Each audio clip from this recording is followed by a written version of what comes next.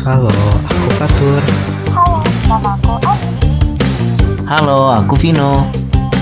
Halo semuanya, gue Cika. Halo, aku Ata.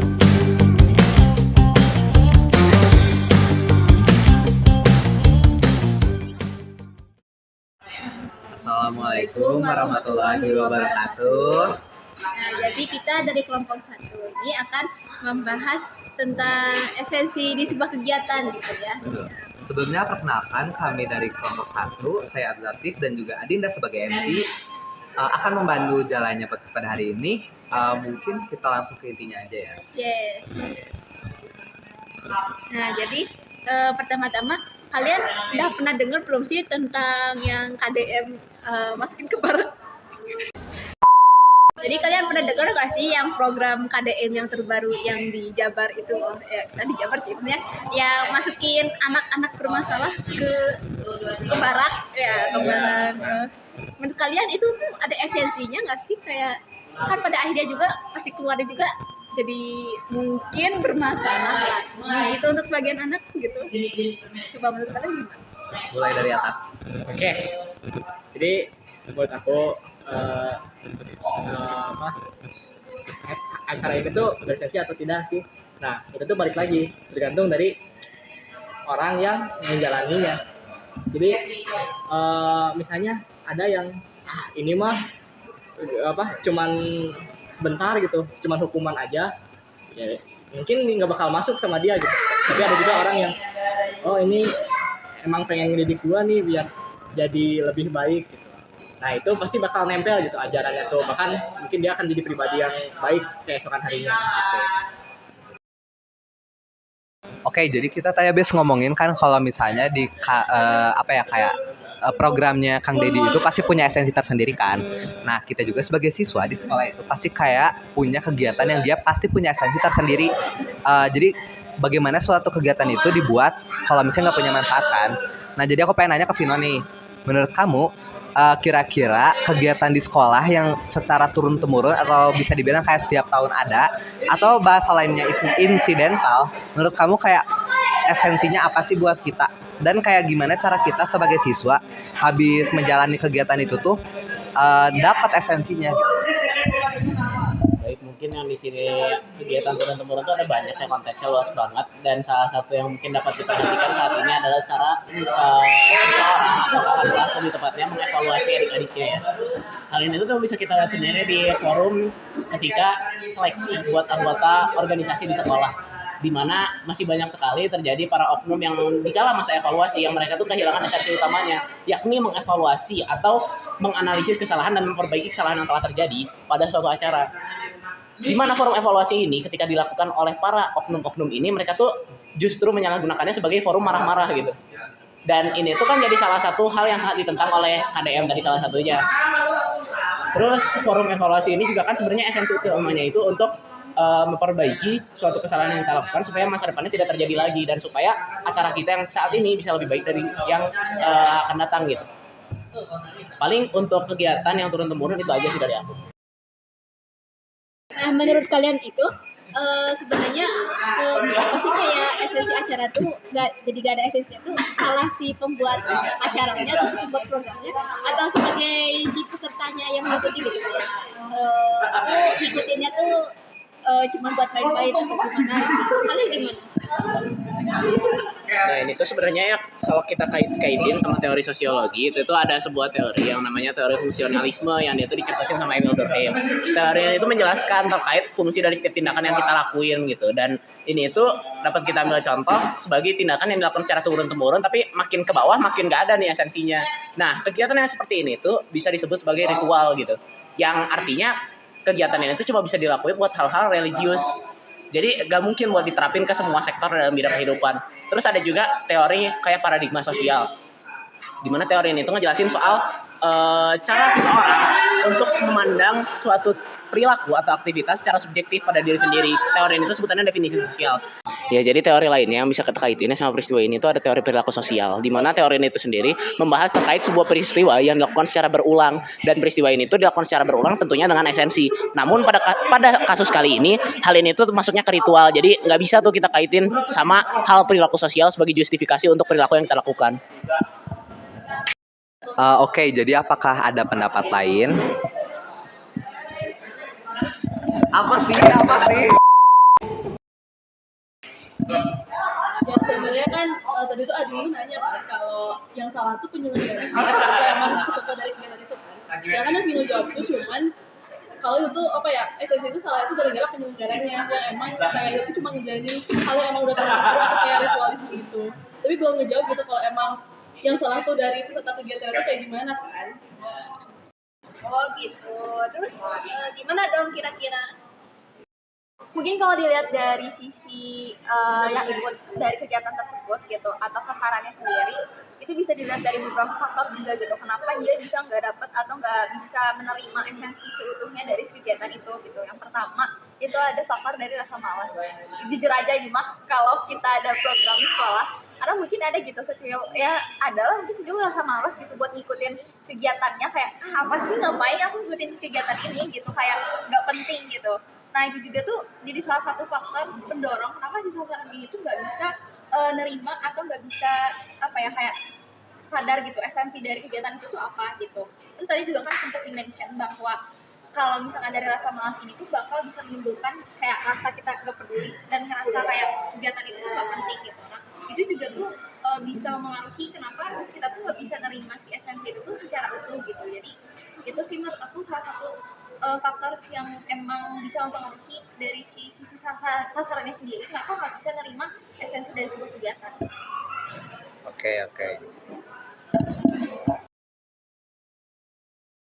Oke, jadi setelah kita tadi kayak yeping panjang kali lebar, di sini aku pengen nanya nih. Mungkin ini pertanyaan terakhir sebelum kita masuk ke sesi diskusi kayak bagaimana solusi dari permasalahan ini.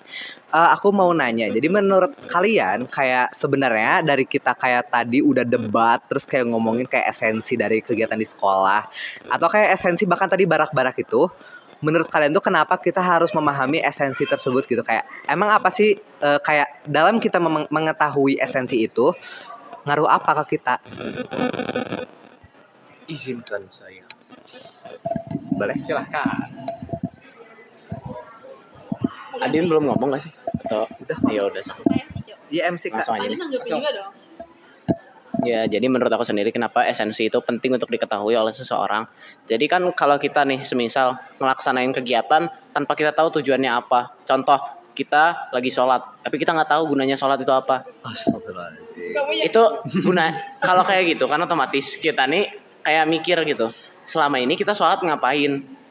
16 tahun kita sholat, 16 tahun kita bergerak dalam sholat kita. Ada sekitar berapa kali sujud tuh? Banyak banget, pasti ribuan.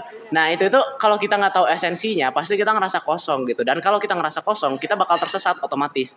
Otomatis kan kita mikir, buat apa sholat? Orang gua nggak dapet apa-apa. Kalau gitu kan kita bakal jauh dari agama. Dan kalau kita jauh dari agama, pasti ngarahnya ke hal-hal negatif lainnya gitu. Kalau kita mau ambil contoh kasus nih, ke sekolah. Contohnya, kita dapat tugas bikin makalah. Nah, itu tuh makalahnya dimintanya tulis tangan. Buat apa tulis tangan? Kalau esensi makalahnya aja untuk menambah wawasan anak gitu. Betul sih, betul. Kita kan pasti bakal malas kerjainnya kan. Bener banget. Maka dari itu dibutuhin sebuah esensi yang kuat bagi seseorang untuk dapat melaksanakan sebuah kegiatan gitu supaya tujuannya itu tercapai dengan baik. Paling itu sih. Berarti kayak sebenarnya esensi itu bisa kayak motivasi juga ya. Nah jadi kan tadi udah jawab kan pertanyaan untuk apa kita mengetahui esensi gitu. Nah itu pertanyaan terakhir. Nah sekarang kita masuk ke sesi diskusi. Nah kira-kira dari semua pertanyaan yang telah terjawab semua ya itu semua jepingan itu kira-kira solusinya gimana sih biar kita tuh dapat esensi gitu. Baik sebagai pembuat acara atau program ataupun sebagai si pengikut atau pemain Sasaran. atau ya sasarannya itu kira-kira gimana gitu ya.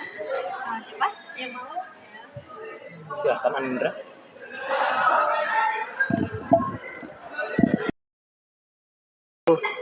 Kalau misalnya emang orang gak mau esensinya ya mungkin dia bakal ngikutin aja ya.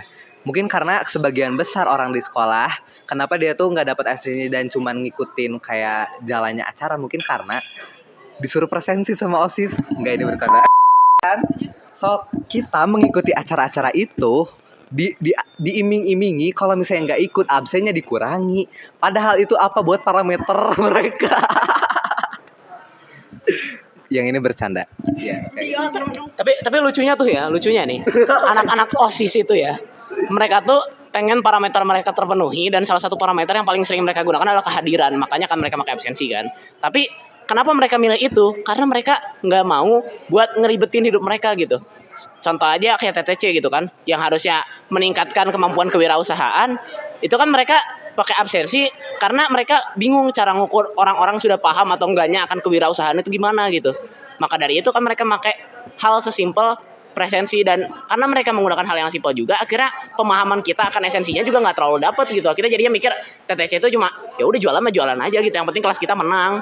Nggak mengukur seberapa paham kita sama program yang dilaksanain. Contohnya kayak waktu pas Naga Bonar kalau nggak salah itu kan ada posting sama QS, dan menurut aku itu tuh hanya sekedar formalitas aja tanpa ada apa ya tujuan yang jelas gitu. Kayak sok ujung-ujungnya juga kita bakal ngisi Google Form itu tuh ya mungkin bagi beberapa orang dia akan minta jawaban ke temennya karena kayak aku mau ngapain ngisi ini gitu, buat apa gunanya juga, buat apa gitu.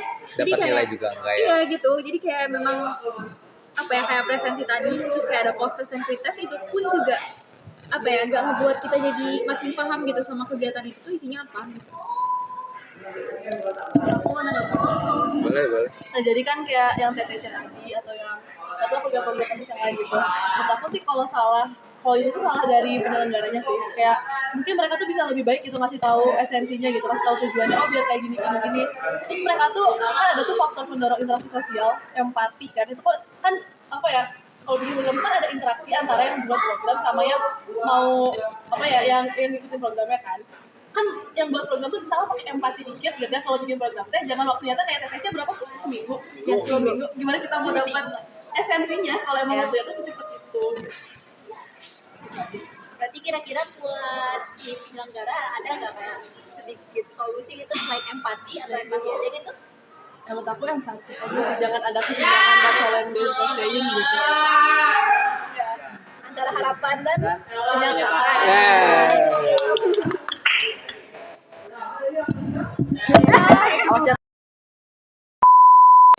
Jadi guys, setelah kita tadi dari udah sesi pertanyaan sampai sesi diskusi, kita bisa simpul kalau SS itu penting gitu ya guys.